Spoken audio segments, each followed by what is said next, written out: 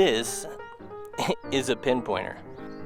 So is this, and this one, and oh my gosh, and this one. Wow. So the question becomes, what is a pinpointer?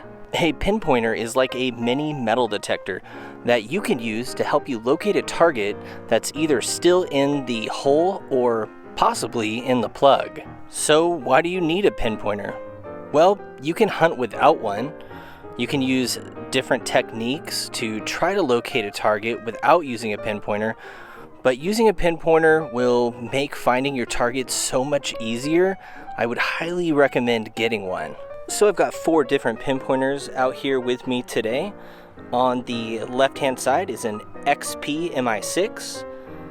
There is a Fisher F-Pulse, a Garrett Pro Pointer AT with Z-Link wireless, and then also just a junk pinpointer that I got off of Amazon. Well, what do they have in common? They all go off when they're near metal, which is nice. Do they have the same performance? Not exactly. The cheap one over here on the far right hand side will only basically go off if it's directly against the metal.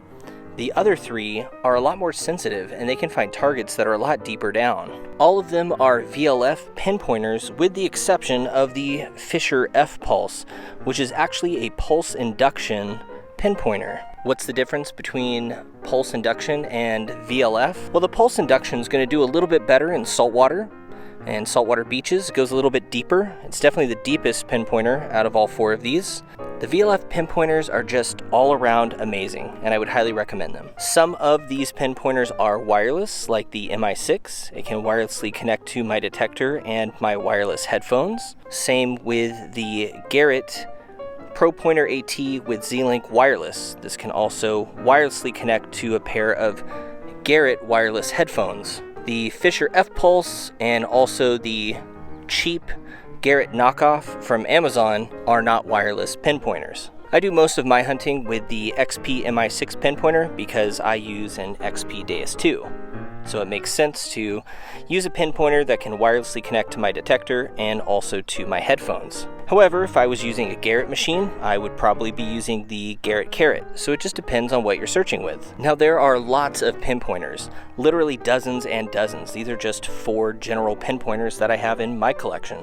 They are all very different pinpointers, so if you're thinking about getting one, make sure you do your research and read the reviews online to see which one will work best for you. Some of the pinpointers have a hidden menu function, so by turning on the pinpointer and then doing a long press, a short press, or some rapid presses can go ahead and change some of the settings in the pinpointer. Some of the settings that you can change are the sensitivity, if you like it to have vibration only, or if you would also like it to be audio only. A few different options with some of the more expensive pinpointers. The basic pinpointers, like the one I got from Amazon, basically just turn on and go beep. They don't do much more than that. Now, there is also a big difference when it comes to price with these pinpointers. You can see that the one on the far right is fairly cheap, whereas the other pinpointers are more expensive. They work great in the wood chips, and they can help you narrow down your target to dig a smaller plug in the grass. So if this is your first time purchasing a pinpointer, I recommend not spending a lot of money.